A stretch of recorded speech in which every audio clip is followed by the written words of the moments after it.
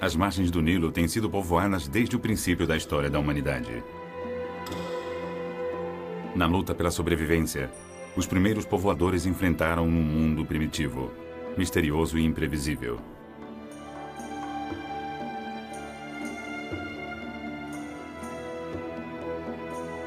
O Nilo, que corre ao longo de 6.400 quilômetros, do coração da África até o Mediterrâneo, marcou todos os aspectos da vida e das crenças de diversos povos. Ainda se encontram vestígios de antigos modos de vida nos planaltos da Etiópia, nos extensos pântanos do Sudão e nos campos do Egito.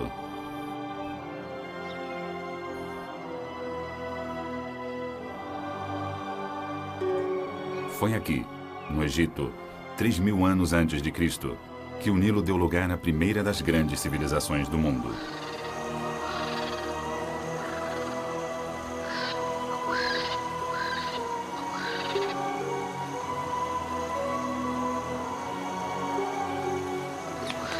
Na atualidade, o talento dos egípcios é cada vez mais reconhecido e suas ideias ainda alimentam nossa imaginação. O Egito foi o berço do homem ocidental. Aqui o homem fez suas primeiras colheitas e transformou o Nilo num jardim do Éden.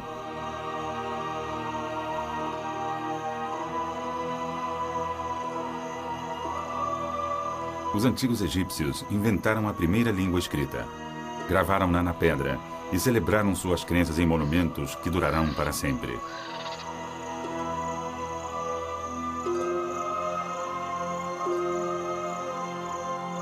Esse povo, acima de tudo, criou uma religião em que o homem e a natureza coexistiriam em harmonia por toda a eternidade. No anseio de aproveitar as forças da natureza, o homem a transformou em seu Deus.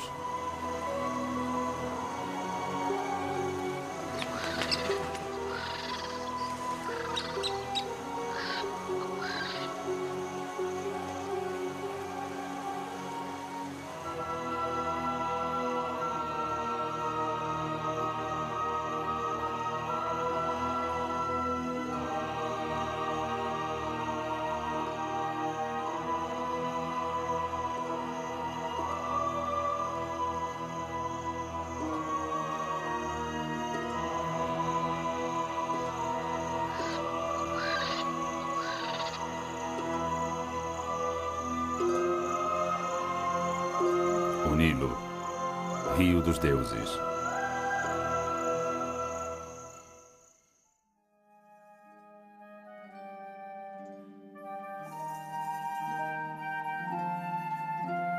Os egípcios se encontraram entre os melhores construtores de todos os tempos, e as pirâmides de Gizé são os maiores edifícios de pedra já construídos. Tornou-se muito difundida a crença de que os monumentos dos faraós foram levantados por escravos. Na verdade, esse trabalho terrivelmente árduo foi obra dos camponeses expulsos de suas terras pelas inundações anuais, que precisavam ganhar o pão nos 3 meses em que a água cobria os campos. Foi o limo do Nilo que permitiu isso. É um milagre que se origina a 6.400 quilômetros dali, nas nascentes de um dos maiores rios do mundo. Na realidade, há 2 Nilos. O Nilo Azul nasce nos planaltos da Etiópia e o Nilo Branco no Lago Vitória, na África Central. Enquanto que o Nilo Azul fornecia a maior parte do limo e da água que chegavam ao Egito, o Nilo Branco oferecia o presente do jati, o rico caldo de nutrientes que faziam o solo do Egito tão fértil. No coração da África tropical, o Vale do Nilo conserva o mesmo aspecto que devia ter na época dos primeiros faraós.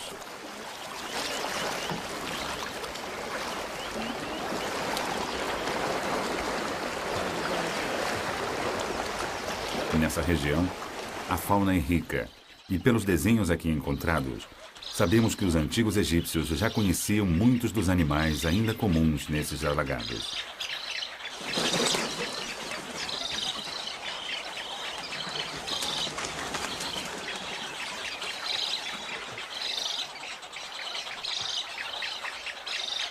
Há milhares de anos, a caça e as mudanças climáticas obrigaram muitos animais a migrar. Uma das primeiras vítimas foi o elefante.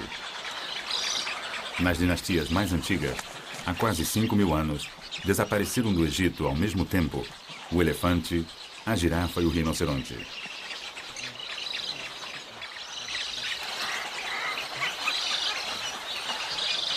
No entanto, embora os elefantes e outros animais já rareassem, os egípcios conceberam uma religião baseada na natureza. O hipopótamo foi, surpreendentemente, uma das muitas criaturas que eles transformaram em Deus. A fêmea, voluptuosa e maternal, representava Tauerê, a deusa dos nascimentos.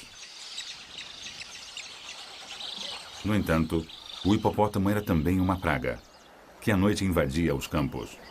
O macho representava Sed, deus do caos.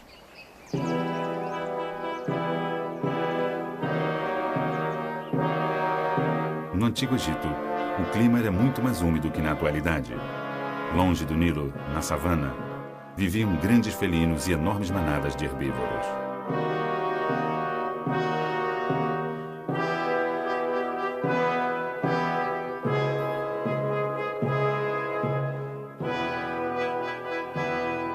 Graças à sua capacidade de enxergar além do horizonte, a girafa chegou a simbolizar a previsão para os egípcios.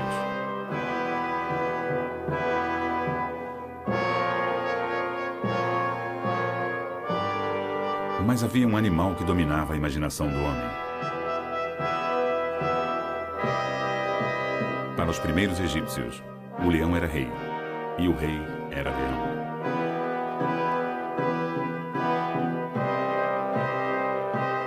Talhas datadas de 3.500 anos antes de Cristo representavam o soberano como um feroz leão que devorava os inimigos.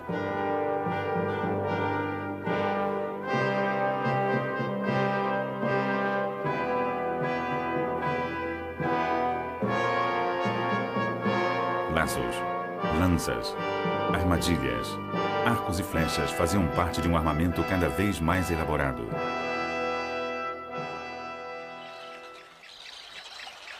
Essas armas não livraram o mundo de seus perigos. Provavelmente o búfalo africano causou tantas vítimas humanas quanto os grandes felinos. Como consequência, o búfalo foi o símbolo do verdadeiro poder e da agressividade.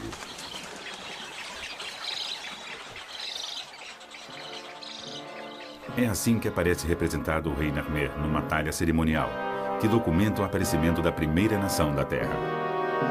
A cena é presidida por uma criatura divina, metade vaca, metade búfalo.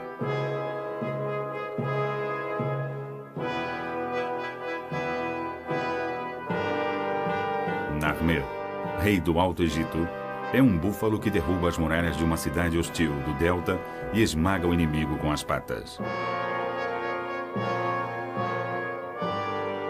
Este é um dos documentos mais importantes da história do Egito. Proclama a monarquia como forma de governo e, mediante o emprego dos símbolos de animais e hieróglifos, estabelece um código de expressão que se manteria por 3.500 anos.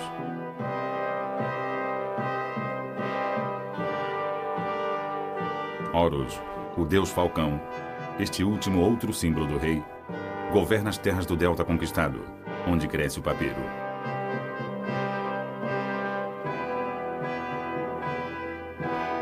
A unificação do Alto e do Baixo Egito, num só estado que dura até os nossos dias, se comemora com as cabeças entrelaçadas de dois animais mitológicos.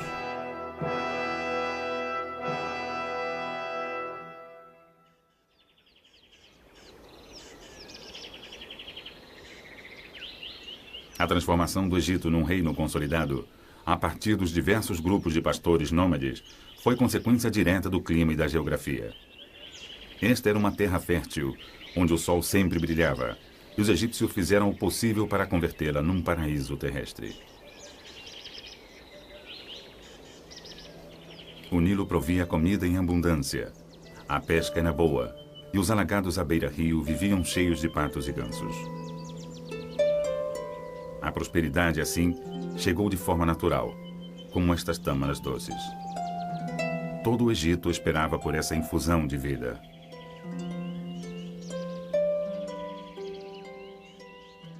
Na primavera, as chuvas de monção ensopam a terra e fazem crescer os rios. A água, carregada de lodo, está agora no nível mais alto.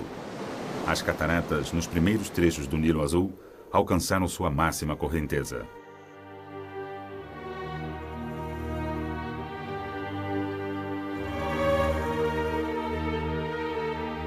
Quatro quintos da água que chega ao Egito provém deste lugar.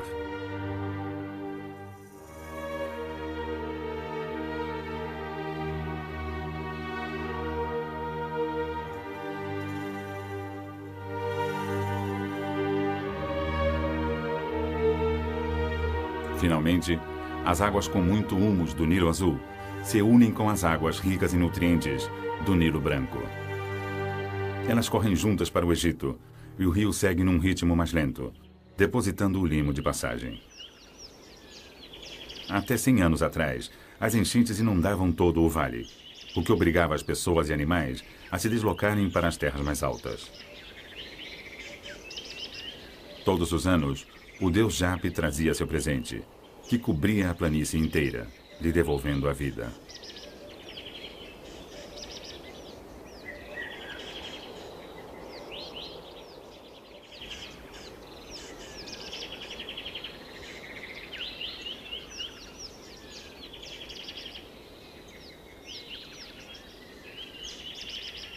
Depois de alguns meses, as águas retrocediam, deixando atrás um banquete.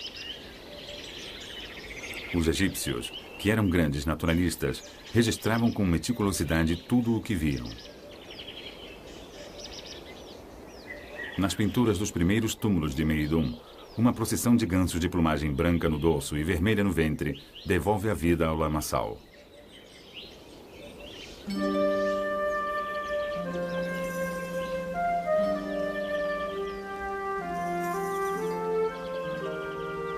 Mas não há criatura mais bem adaptada para se alimentar no pântano que o íbis sagrado.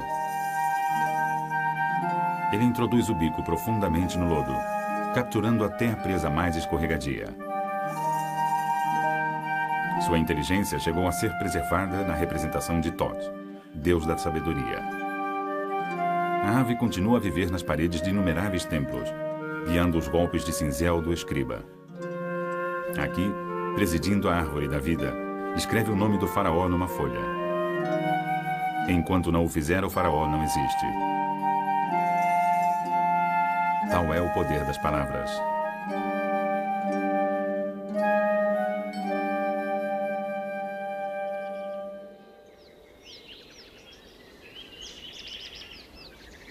O que mais surpreende na arte egípcia é seu interesse quase científico pelo detalhe.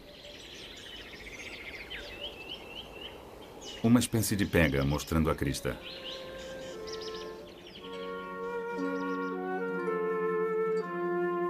O frango d'água se escondendo entre os lírios. O martim pescador pintado sobrevoando o rio.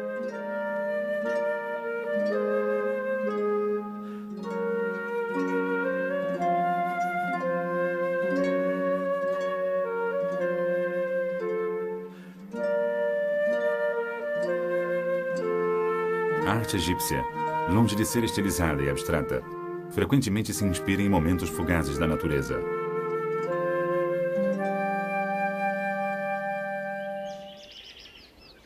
Procurava-se captar a natureza com tal fidelidade que os animais pudessem acompanhar o morto na outra vida.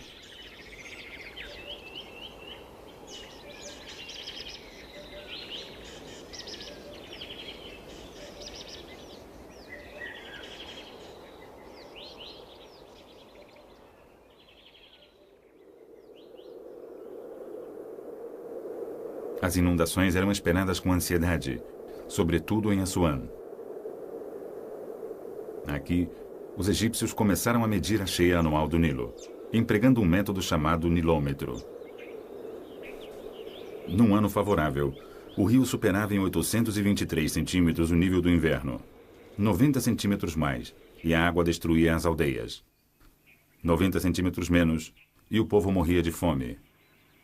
Até as represas serem construídas, esse indicador era empregado para medir o nível das águas.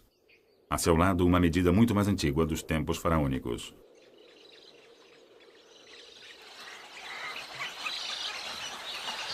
Medir o nível da água é uma coisa, e aproveitá-la com inteligência é outra bem diferente. Os primeiros canais de regadio foram construídos antes dos faraós, mas a invenção do Shaduf revolucionou a agricultura.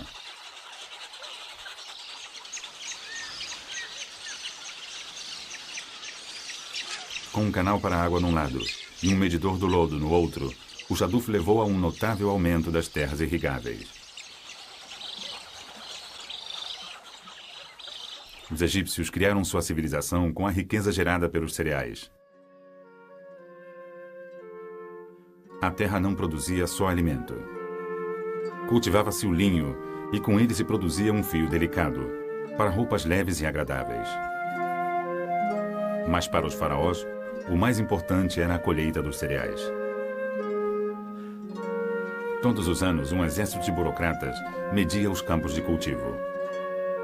A colheita era tão segura e constante que se idealizou um sistema de impostos muito simples que relacionava a extensão do terreno cultivado com a altura da cheia anual apontada pelo nilômetro. Com isso, os coletores calculavam o imposto devido.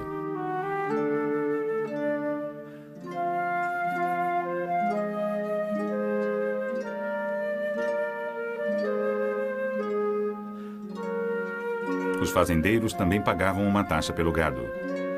Entalhes no túmulo de um nobre representam a contagem de reses numa grande propriedade. Os fazendeiros conduzem seus rebanhos diante dos olhos, redondos e brilhantes, do inspetor de impostos.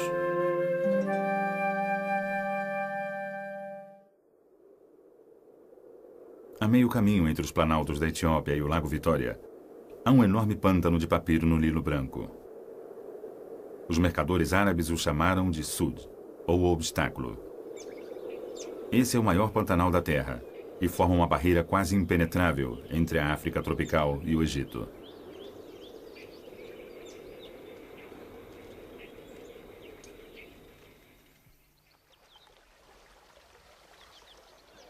O Sud é o território dos Noer, povo totalmente dedicado ao gado. Sem os Noer, o gado não sobreviveria aqui. E sem o gado, tampouco os Noer continuariam a existir.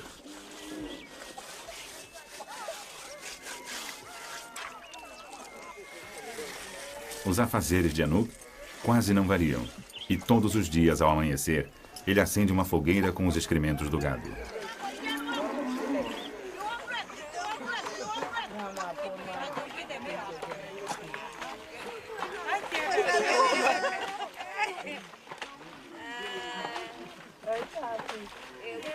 Os Noer são nômades. Quando o Nilo enche, se retiram com o gado para os planaltos. E quando as águas retrocedem, voltam a se instalar nas zonas pantanosas. Os Noer, sem dúvida, escolheram um lugar muito difícil para viver. Aqui os crocodilos são perigosos, mas os principais inimigos dos Noer são os mosquitos. O sul está sempre infestado de mosquitos da malária e de moscas tsetse.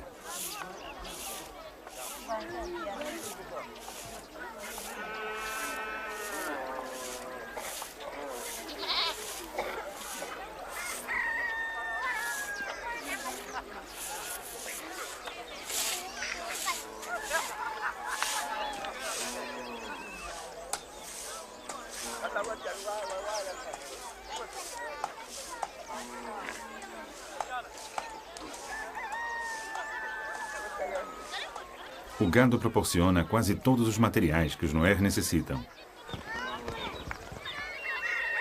O esterco seco se emprega para cozinhar e a cinza é utilizada como creme dental. Os Noé não poderiam ser mais ligados às suas reses.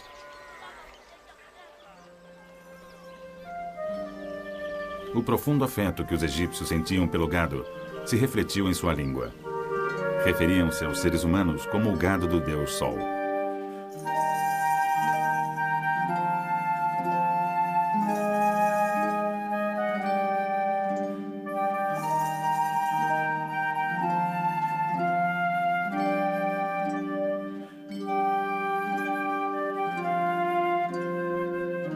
A deusa vaca, Hathor, era a mãe simbólica do faraó. Os soberanos egípcios eram amamentados com o seu leite divino e ela dispensava proteção a seus faraós e aos cemitérios reais às margens do Nilo.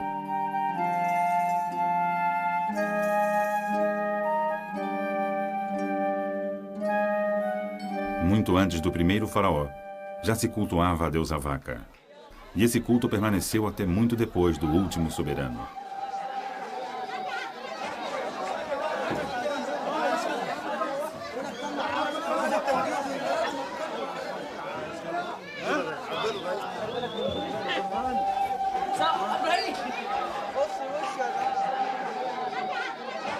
Na velha cidade do Cairo, há mesquitas em quase todas as esquinas.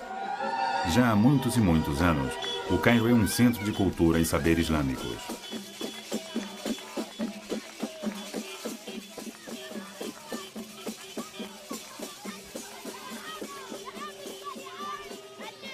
Na atualidade, há mais de 15 milhões de muçulmanos no Egito, mas também há uma população de aproximadamente 7 milhões de cristãos.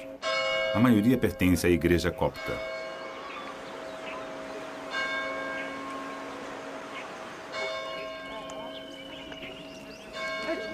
Antes da conquista islâmica, no século VII, a maioria dos egípcios era de cristãos coptas.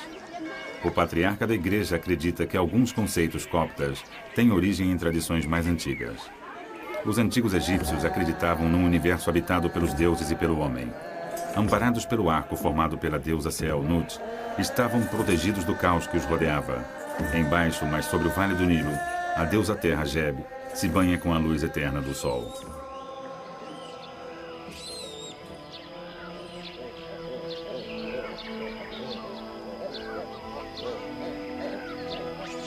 O sol era a divindade suprema, a fonte da vida para os deuses e os homens.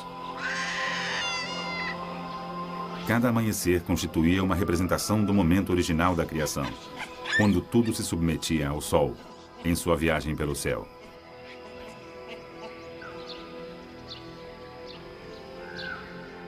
O predomínio do sol é representado nas paredes de numerosos túmulos. O sol é mantido no ar pelo deus Falcão, Horus. Um babuíno levanta as patas dianteiras em sinal de adoração.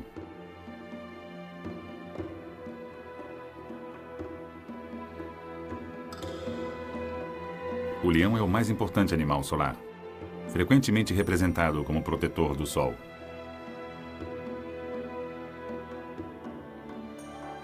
Homens e mulheres se submetem a este, junto com os animais que os rodeiam. Todos conhecem o poder vivificante do sol.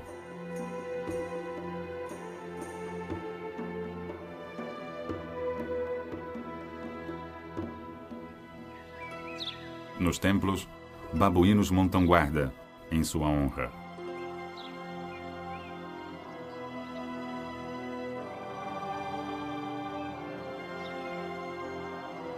O crocodilo Sobek sustenta o sol e, em troca, é protegido pelas asas abertas de Horus, o deus Falcão.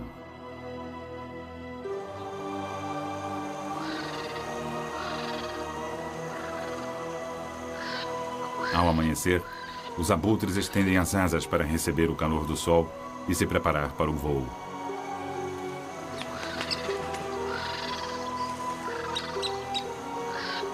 Para os egípcios, estender as asas assim era um ato de adoração. No vale, toda a vida se desenvolve sob as asas da protetora deusa Nekhbet.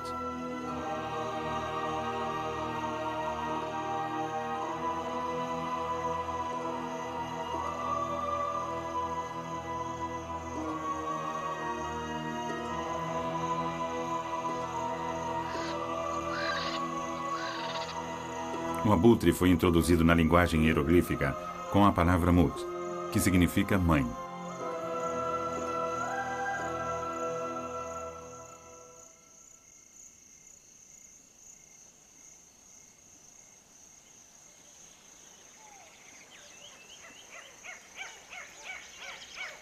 No passado, os crocodilos se espalhavam por todo o curso do rio. Alcançavam às vezes quase 6 metros de comprimento e eram caçadores silenciosos.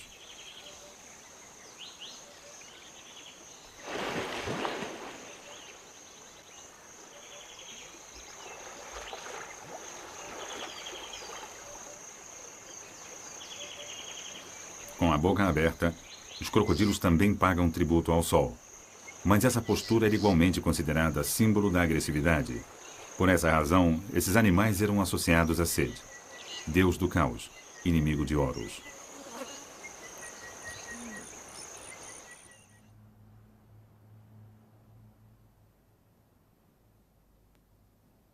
Os crocodilos, porém, desfrutavam de uma alta posição como protetores do faraó, sustentando o símbolo da vida, Sobek é o defensor do grande faraó Amenhotep.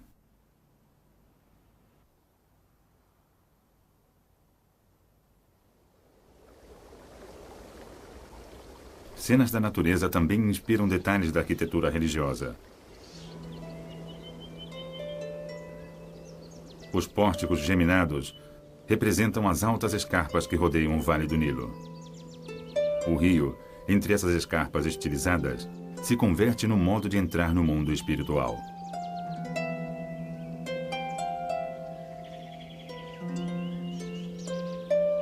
Os templos glorificam os animais do rio, transformando-os em deuses.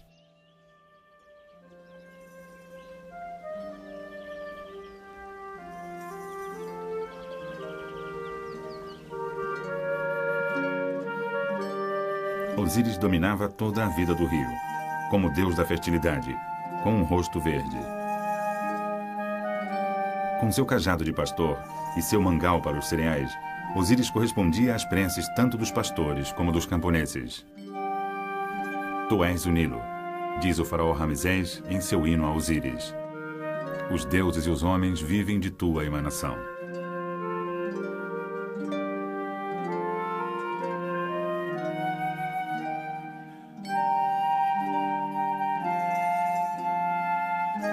Osíris era o senhor da vida.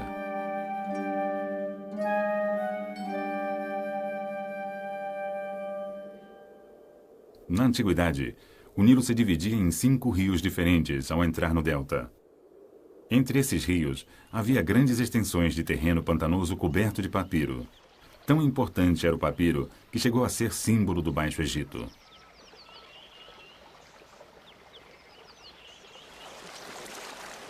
Aqui, perto da nascente do Nilo Azul, a colheita de papiro é uma tarefa perigosa. Ao se aproximarem suas frágeis canoas de papiro, os homens fazem todo o ruído possível para assustar os hipopótamos, crocodilos e serpentes.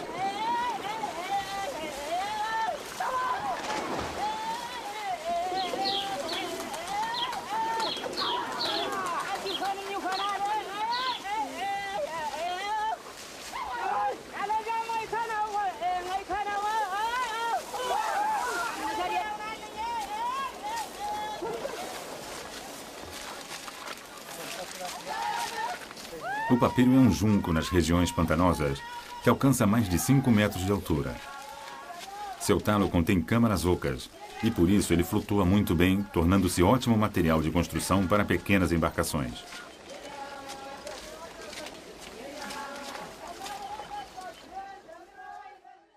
No Antigo Egito, o papiro servia para algo mais do que o transporte no rio.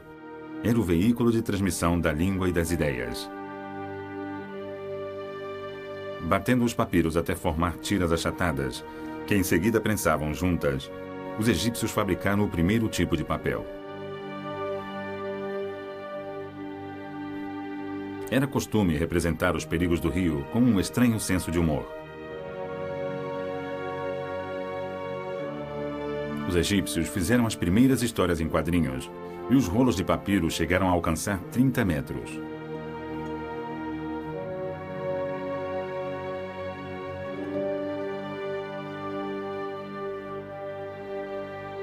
No Egito, o escriba era em parte funcionário, em parte sacerdote.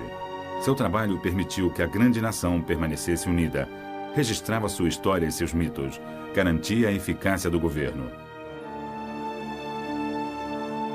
Para os faraós, a informação já constituía uma das bases do poder.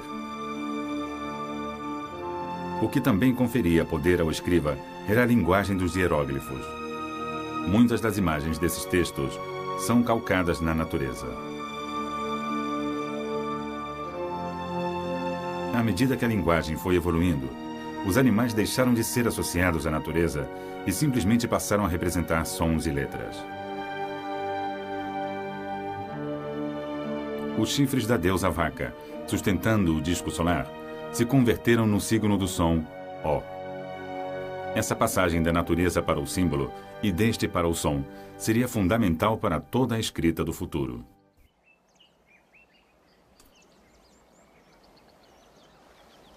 Quando os romanos invadiram o Egito, no ano 30 a.C., o mundo dos faraós começava a desabar. 2 estátuas gigantes, os colossos de Memnon, são tudo o que restou do que um dia foi um grande templo. No último milênio antes de Cristo, os egípcios sofreram numerosas invasões. Embora seu sistema religioso continuasse intacto, os invasores exploraram suas riquezas, ao mesmo tempo que se maravilharam com a sua cultura. Um terremoto destruiu o templo situado atrás dos 2 colossos. Depois, os recém-chegados deixaram suas pegadas. Um imperador romano gravou seu nome na pedra, e o vandalismo ocasional continuou até a atualidade.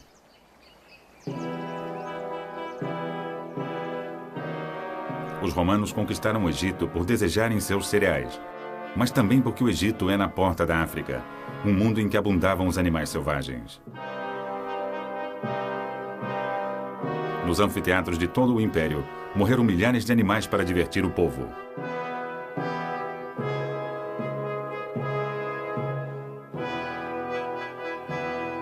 Na abertura do Coliseu, 5.000 animais foram sacrificados. Durante o governo de Nero, a guarda pretoriana matou 400 ursos e 300 leões num só dia.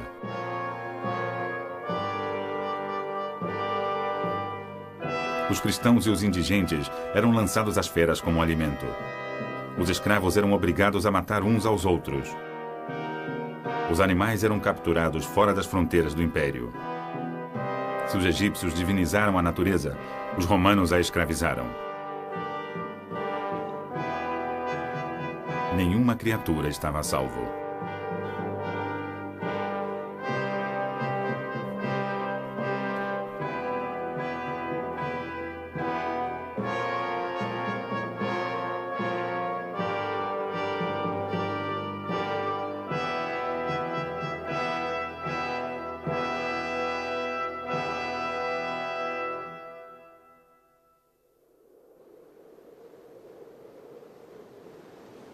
As águas ainda se precipitam nas cataratas, mas faz tempo que os elefantes já não aparecem na montanha.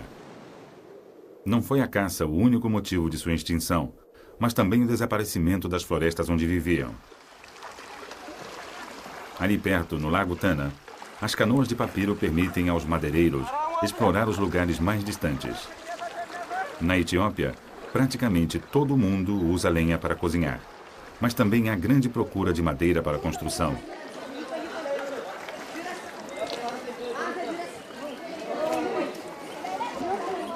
Hoje em dia, há mais de 60 milhões de etíopes, mais do triplo que em 1950, e a imensa maioria vive da terra. A cada ano, mais árvores são derrubadas para atender às suas necessidades, e com isso já desapareceu a 10ª parte das florestas da região.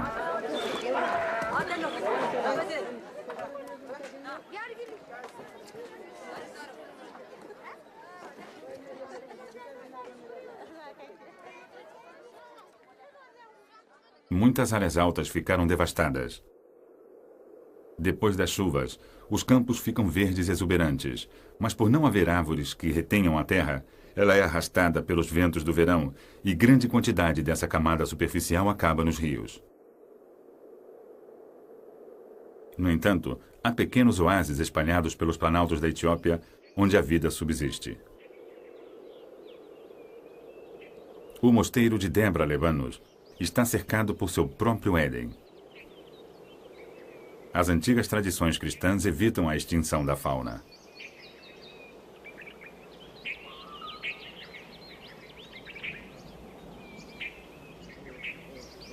Esta espécie de babuíno era comum em toda a Etiópia.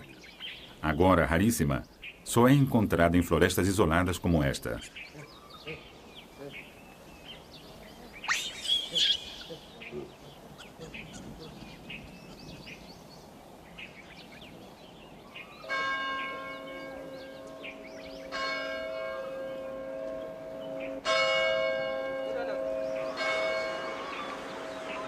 As peregrinações são hoje tão importantes quanto foram na Idade Média.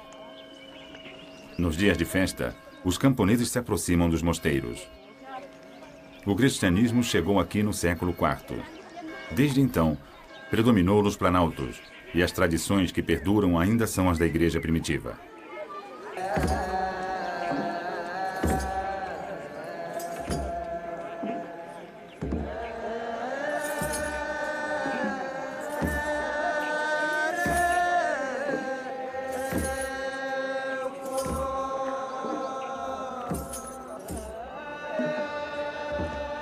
Ainda se usa o sistro, instrumento tocado pelos sacerdotes nos templos do Antigo Egito. Os etíopes faziam parte de um ramo da cristandade que ocupava uma área desde Alexandria, no Egito, até os planaltos etíopes. As igrejas do Egito e da Etiópia estão ligadas por crenças comuns e séculos de isolamento em relação à vertente principal do cristianismo. Entre os mosteiros mais antigos estão os das ilhas do Lago Tana, onde nasce o Nilo Azul. Essas ilhas são cobertas de floresta nativa.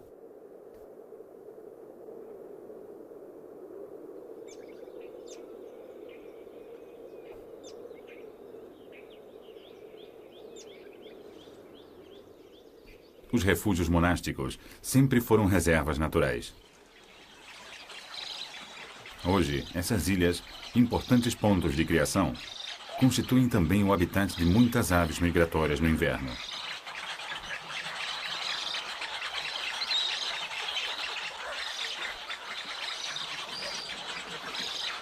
Todos os habitantes dos planaltos da Etiópia mostram respeito pelas aves. Os costumes religiosos, profundamente arraigados, derivados dos mandamentos do Velho Testamento, proíbem comer o ibis, as garças, cegonhas e aves palmípedes. As proibições alimentares protegeram eficientemente 96% das 830 espécies de aves existentes no país. Até a fase de penúria das últimas décadas, as aves do Lago Tana viveram em paz. Viver em harmonia com a natureza é estar perto de Deus. Todos os monges se esforçam por fazer parte da cadeia natural da vida.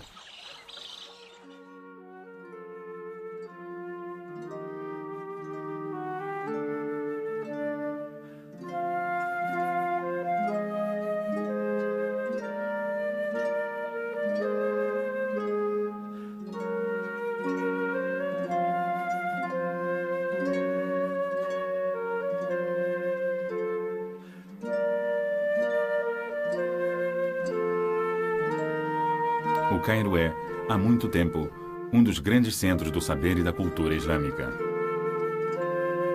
A mesquita do Sultão Hassan, uma das maiores, foi construída no século XIII.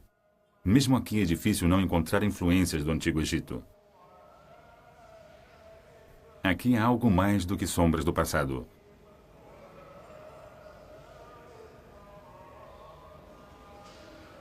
As orações diárias dão graças pelo nascimento do sol. Pinturas abstratas baseadas na natureza.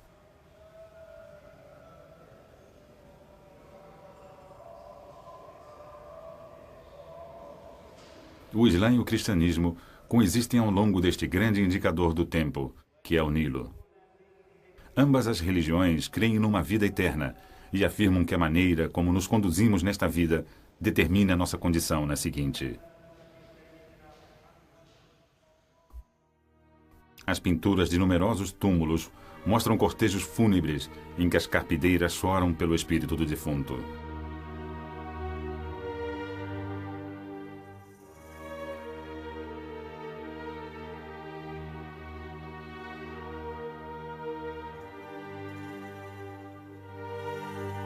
Os túmulos continham tudo o que o morto podia precisar na outra vida.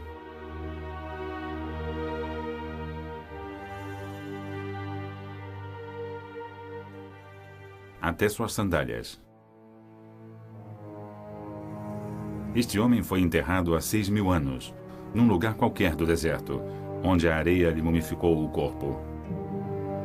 Nessa época, enterravam-se os mortos virados para o sol poente, deixando-se a seu lado comida e objetos para a outra vida.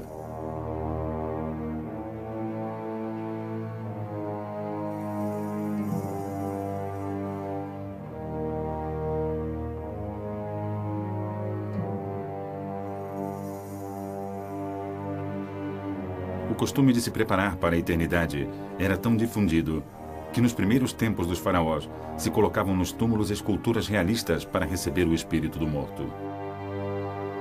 Os olhos de cristal permitiam ao defunto ver a nova vida.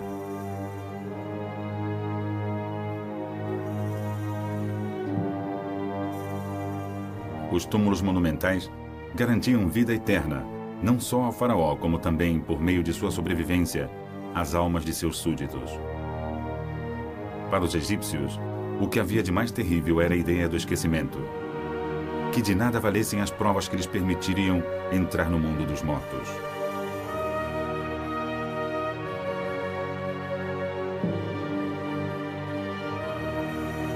A viagem que esperavam realizar, da morte até a eternidade, é descrita nos livros dos mortos.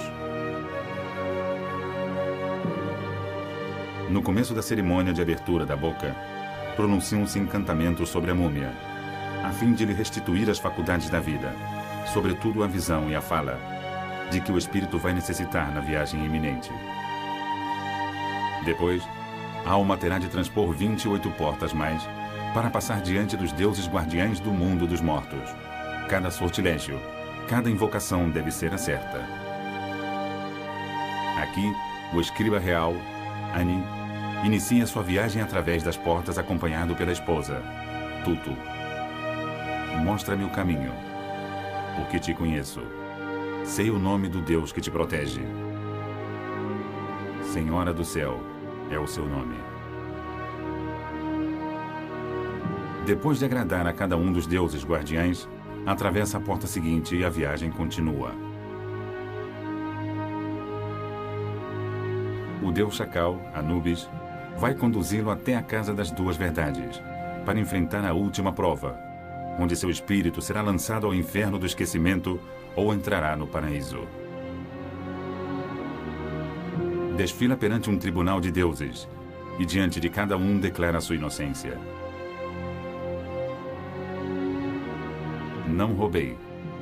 Não agredi nenhum homem. Não causei dor nem fiz sofrer ninguém. Bebedor de sangue que vieste do matadouro. Não sacrifiquei nenhum touro sagrado. Não capturei nenhuma ave nas reservas dos deuses. Não pesquei nenhum peixe em seus reservatórios. Não desviei a água de seu curso. Não coloquei represas em seu leito. Não sujei as águas. Para comprovar que o defunto diz a verdade, são pesados ao mesmo tempo seu coração e uma pena, na balança da justiça.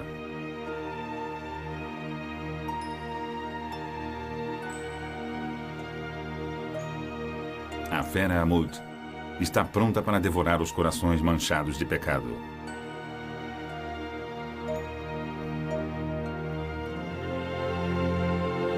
Thoth, Deus da sabedoria, declara que o defunto tem a verdade na voz.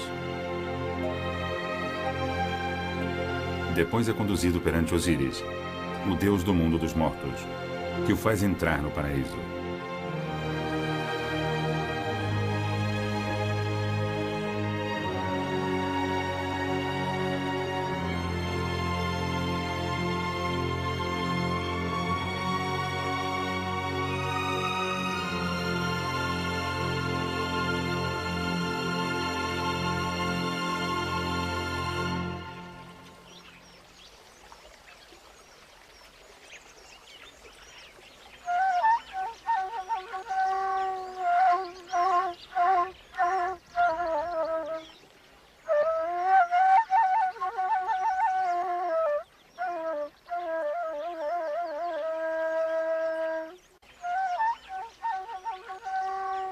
Com o limo e as águas do Nilo, os egípcios criaram um paraíso terrestre.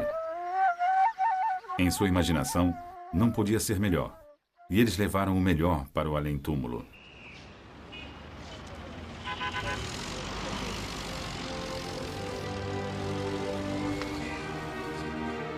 No mundo moderno, homens e mulheres vivem alheios à natureza, longe do mundo que deu forma às crenças do Antigo Egito.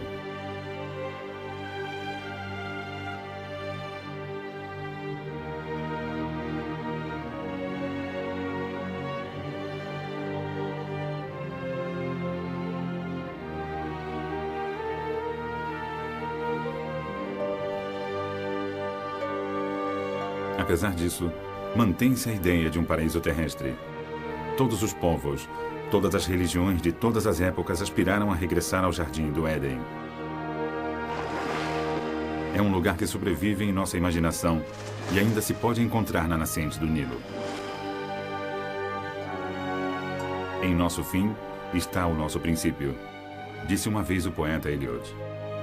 E o fim de toda a nossa procura será chegar aonde começamos e conhecer o lugar pela primeira vez.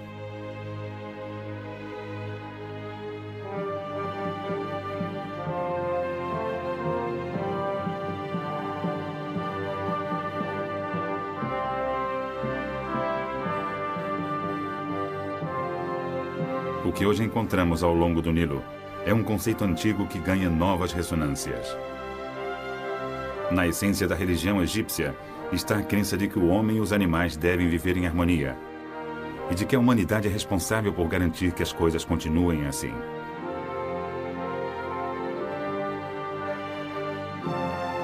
É uma ideia que perdura e resplandece na recordação do passado, quando o Nilo era o rio dos deuses.